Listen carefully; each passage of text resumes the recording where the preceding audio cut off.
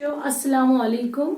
उम्मीद है आप सब अपने घरों में खैर व आफियत से होंगे और अपनी सेहत का ख्याल रखते हुए अल्लाह ताला आपको अपने फजलो अमान में रखे।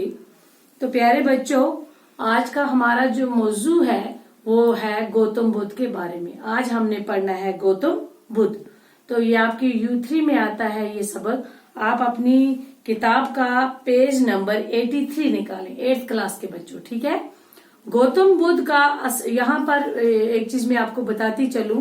व्हाइट बोर्ड पे मैंने अल्फाज माने लिखे हुए हैं, जो भी मुश्किल अल्फाज हैं उनके माने मैंने आगे लिखे हुए हैं। ये आप अपनी कॉपी पर नोट कर लें, इसका स्क्रीनशॉट भी ले लें और इसका PDF भी मैं आपको भेजूंगी। तो गौतम बुद्ध के बारे में आज हमने पढ़ना है। गौतम बुद्ध का असल नाम सिद्धार्थ था। वो बुद्ध मत के बानी हैं, जो दुनिया के मजाहिब में से एक है। सिद्धार्थ कपिलवस्तु के राजा का बेटा था, जो नेपाल की सरहदों के नजदीक शुमाली हिंदुस्तान का एक शहर है। गौतम बुद्ध जो है उसका असली नाम क्या था बच्चों? सिद्धार्थ। अब आपको ये याद रखना है। आमतौर पर हमने सुना है गौतम बुद्ध का नाम, हम में से किसी को ये नहीं पता था कि उसका असली नाम क्या है। तो जो आज हमने जाना तो उनका असली नाम क्या है? सिद्धार्थ। गौतम बुद्ध का असली नाम क्या है बच्चों? सिद्धार्थ। आप मेरे साथ पढ़ें, गौतम बुद्ध का असली नाम क्या है? सिद्धार्थ। वो बुद्ध मत के बानी हैं, जो दुनिया में कितने सारे मजाहिब हैं। तो यहाँ पर मजाहिब एक लफ्ज आया है, मजाहिब। ये आप साथ साथ नोट करते चलें, रफ कॉपी अपने पास रखा कीजिए।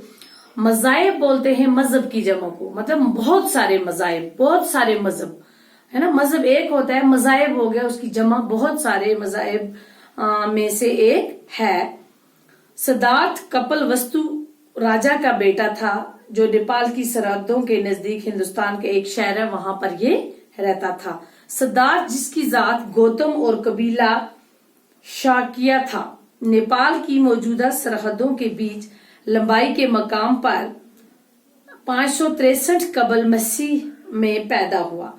563 ईस्वी को कबल ये पैदा हुआ। कहाँ पर?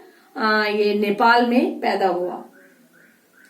19 बरस की उम्र में उनकी शादी अपनी हम उम्र मामूजाद बहन से हुई।